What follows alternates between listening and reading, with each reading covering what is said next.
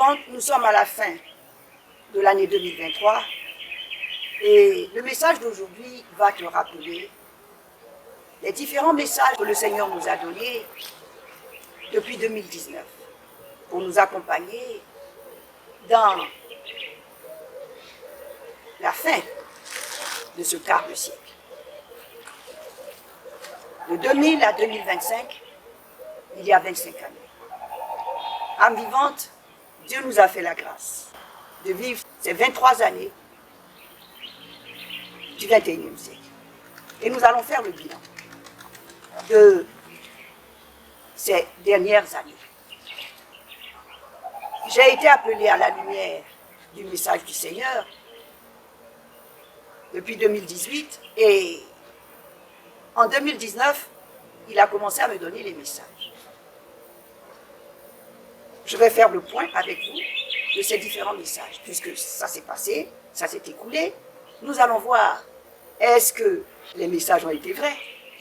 Est-ce que ça collait à la réalité? Et nous allons voir maintenant ce que le Seigneur nous dit pour la fin de l'année 2023, pour entrer en 2024 et ensuite entrer en 2025. Nous serons présents. D'avance, je dis à tous mes auditeurs que nous serons présents si nous acceptons les différents messages du Seigneur. Ces messages sont pour nous accompagner, pour nous autres, à aller le plus loin possible dans le destin que le Seigneur nous donne. Je vais donc entamer ce message avec l'année 2019. À la fin de l'année 2019, le Seigneur nous a dit, pour entrer en 2020, pensez aux choses d'en haut. Le message était en Colossiens 3, 1, 17. Colossiens 3, 1. Si vous êtes réveillés avec le Messie, cherchez ce qui est en haut, où le Messie est assis à la droite d'Élohim. Pensez en haut, non à ce qui est sur la terre. Voilà, âme vivante. Le Seigneur nous appelait à la conversion.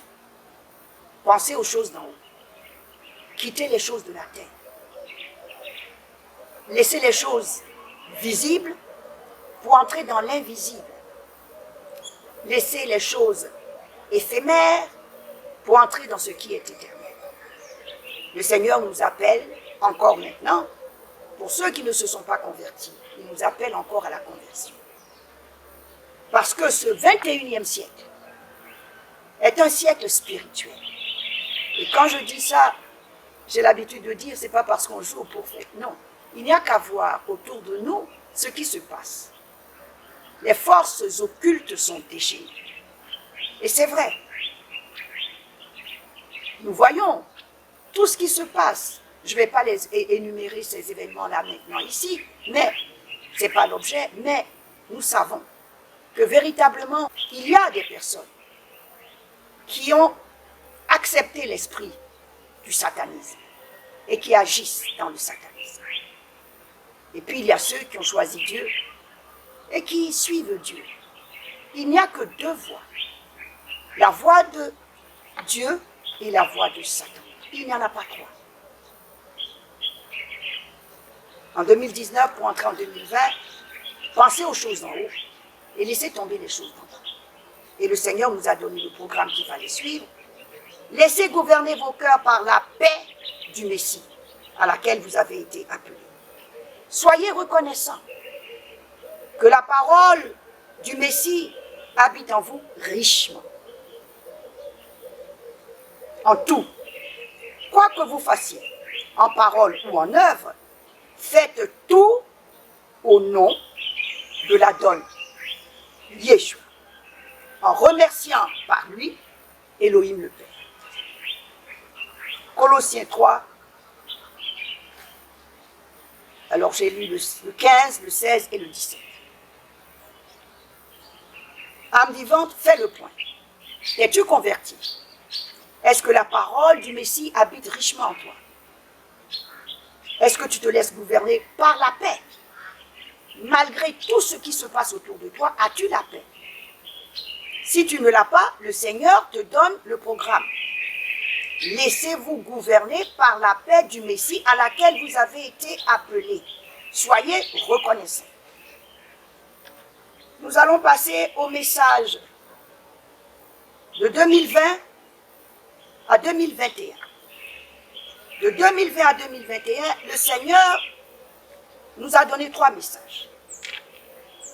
Le premier message était en Josué 1, 1 à 5. Et je lis Josué 1, 2. Moshe, mon serviteur, est mort. Maintenant, lève-toi. Passe ce Yarden, toi et tout ce peuple, vers la terre que moi-même je donne au béni Israël. Le Seigneur s'adresse à Josué. Et voilà ce qu'il lui dit. Moïse, mon serviteur, est mort. Toi, tu as la lourde charge de conduire mon peuple, les fils d'Israël, de les conduire en terre promise. Et le Seigneur va donner le programme à Josué. Tout lieu que foulera la plante de vos pieds, je vous l'ai donné, comme je l'ai dit à Moshe. Sois fort et ferme. Seulement, sois très fort et ferme pour garder et faire toute la Torah que Moshe, mon serviteur, t'a donnée. Ne t'écarte d'elle ni à droite, ni à gauche, afin que tu sois perspicace partout où tu iras. Ne t'ai-je pas ordonné, sois fort et ferme. Tu ne trembleras pas, tu ne t'effareras pas.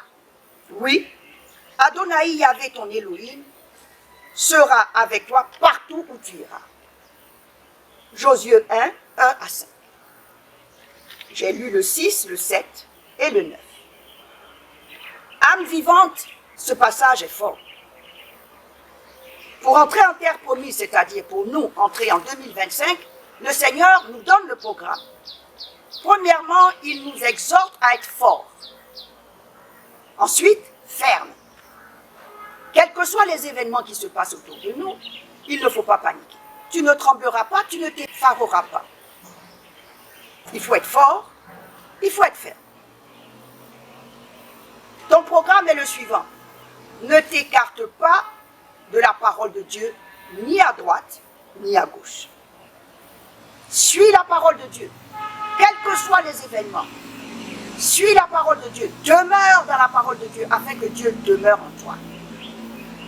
C'est le premier message de l'année 2020 à 2021. Le deuxième message, c'est le psaume 36-37. Ce psaume aussi nous exhorte à ne pas se laisser décourager par les événements. Le salut vient d'Adonai Yahvé. Ne t'échauffe pas avec les malfaiteurs. N'arde pas avec les faiseurs de forfaiture. Oui, comme l'herbe, vite ils seront fauchés. Psaume 36-37, le verset 4. Délecte-toi en Adonai Yahvé. Il te donnera ce que ton cœur désire. Et j'aime bien cette phrase. Psaume 36-37, verset 5. Roule ta route vers Adonai Yahvé. Fie-toi à lui, il agira. 6. Il fera sortir comme une lumière ta justice, ton jugement comme le midi. 8. Renonce à la fureur, abandonne la colère, ne t'échauffe pas pour seulement méfaire. Oui, les malfaiteurs seront tranchés, ceux qui espèrent Adonai Yahvé hériteront la terre. Verset 9. Âme vivante, le Seigneur nous exhorte à ne pas s'énerver, à ne pas entrer en colère, quels que soient les événements qui arrivent. C'est vrai, nous avons vécu depuis 2000 des événements durs en Côte d'Ivoire. Le premier coup d'État de la Côte d'Ivoire.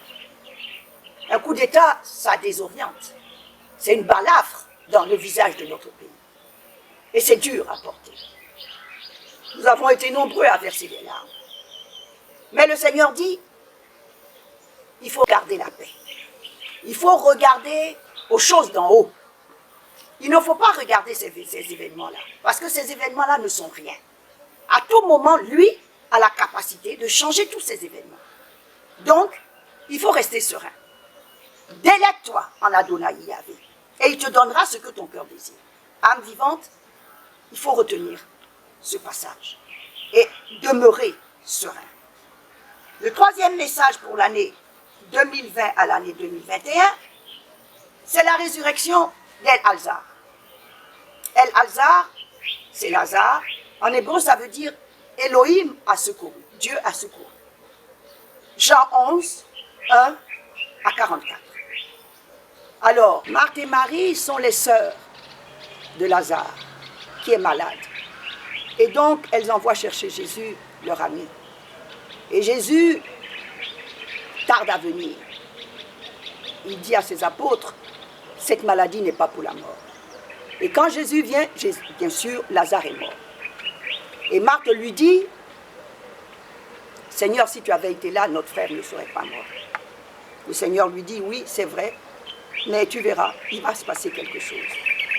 Alors, elle lui dit, oui, je sais que toi, tu es Ben Elohim. Seulement, elle constate que son frère est mort. Et Jésus lui dit en Jean 11, 25, moi, je suis le relèvement et la vie. Qui adhère à moi, même s'il est mort, vivra. Et tout vivant qui adhère à moi ne mourra jamais en pérennité. Adhères-tu à cela, Marthe? Alors bien sûr, Marthe va faire sa profession de foi. Elle lui dit, oui, Adon, j'adhère. Tu es le Messie Ben Elohim, c'est-à-dire le Fils de Dieu, celui qui vient dans l'univers. Et puis, Jésus va avec elle au cimetière. Et là, bien sûr, il a trouvé la foule en train de pleurer. Lui-même, Jésus pleure. En Jean 11, 35, il est écrit que Jésus pleure. Parce qu'il est vrai homme, Jésus. Il est aussi Dieu. Il va entrer maintenant dans son rôle de Dieu. Ils arrivent au cimetière. Et Jésus donne un ordre, enlevez la pierre. Et là, on va voir Marthe, qui vient à peine de faire sa profession de foi. Nous voyons Marthe qui dit ceci. Donc, enlevez la pierre, dit Jésus, Jean 11, 39. Marthe lui dit, Adon, il pue déjà. Oui, il y a 4 jours. Jean 11, 40, Yeshua lui dit, ne t'ai-je pas dit, Marthe, que si tu adhères, tu verras la gloire de Dieu. Et Jésus continue. Il va prier le Père d'opérer le miracle. Il dit ceci, Père, je te remercie de ce que tu m'as entendu. Je sais que tu m'entends toujours. Je vais m'arrêter là, 2 secondes. C'est comme ça qu'il faut prier. La foi, c'est d'annoncer ce qu'on ne voit pas, mais qu'on espère qu'il va arriver. Alors bien sûr, nous avons des personnes d'une autre foi, ou alors des mécréants, qui disent, oui, il ne faut pas vendre la peau de l'ours avant de l'avoir tué. Mais pour celui qui croit en Jésus-Christ, il n'est pas concerné par cet adage. Parce que voilà Jésus qui dit ceci, je te remercie de m'avoir entendu. Il n'a pas encore dit quelque chose, il n'a pas encore commencé à prier, mais il annonce déjà que son Père l'a entendu, c'est-à-dire a exécuté ce qu'il a dit. C'est ça la foi. Âme vivante, il faut que tu t'en imprègnes de ce passage. Jean 11, 43, cela dit, Yeshua crie d'une voix forte, El-Hazar, viens dehors. 44, le mort sort, les mains et les pieds liés par les bandes et la face entourée d'un suaire. Yeshua leur dit, déliez-le et laissez-le aller. Âme vivante, c'est le 3e message de l'année 2020 à 2021. Dans l'année 2021, j'ai été attaqué, gravement attaqué. Et j'ai rendu témoignage. Lorsque j'ai été attaqué, je me suis souvenu de ce message. La résurrection de Lazare. Je savais que je ne mourrais pas. Je ne pesais pas grand-chose. À peine 40 kilos, même pas. Mais j'étais certaine que je vivrais. Parce que j'ai foi dans le message de Jésus-Christ. Dans la parole de Jésus-Christ. Et je suis encore là. Gloire à Dieu. Amen. De 2021 donc à 2022, le Seigneur nous a appelés à confesser le nom de notre Dieu. Il nous a dit, quel est le nom de ton Dieu? Quel est le nom de ton Dieu? Alors, les messages que nous avions pour le nom de notre Dieu, il y avait Jean 14, 6. Je suis la route, la vérité et la vie. Le deuxième message, c'était Acte 4, 7 à 12. Jésus-Christ nous dit qu'il est le chemin. C'est par lui que nous avons la vérité. Parce qu'il est la vérité. Et la vérité donne la vie. Il est la vie. Donc, dans cette année 2021, pour entrer donc en 2022, le Seigneur nous a bien dit qu'il fallait nous accrocher au nom de Jésus-Christ. L'année 2022 a été une année très forte. En tout cas pour moi. Et j'ai été accompagnée pendant toute cette année-là par Acte 4 que je vais lire, Acte 4, 7 à 12. De quoi s'agit-il? Juste après la Pentecôte, Jean et Pierre vont à la synagogue pour prier. Il y a devant eux un malade impotent, un paralytique, et qui quémande de l'argent. Pierre lui dit, regarde-nous bien, nous n'avons pas d'argent, mais ce que nous avons, nous allons te le donner. Au nom de Yeshua, lève-toi et marche. Et bien sûr, le paralytique s'est levé et il a marché devant toute la foule, complètement estomaqué. Alors bien sûr, Pierre et Jean vont être arrêtés et ils vont être conduits devant le Sanhédrin, c'est-à-dire toutes les autorités religieuses. Et ils vont être questionnés. C'est ce passage que je vais lire. Jean donne la réponse. Donc, Acte 4, 7 à 12. Qu'il soit connu de vous tous et de tout le peuple d'Israël que c'est par le nom de Yeshua, le Messie, le Nazaréen, que vous avez crucifié et que Elohim a réveillé d'entre les morts. En lui, cet homme s'est dressé devant vous intact. Étant la pierre, méprisée par vous les bâtisseurs, il est devenu la tête d'angle. Le salut ne vient pas d'un autre. Non, il n'a pas été donné aux hommes. Un autre nom sous les ciels, par lequel il nous faut être sauvés. Acte 4, 7 à 12. Âme vivante, durant toute cette année 2022, pour ce qui me concerne, le nom de Yeshua m'a accompagné. Fais le point, où en es-tu?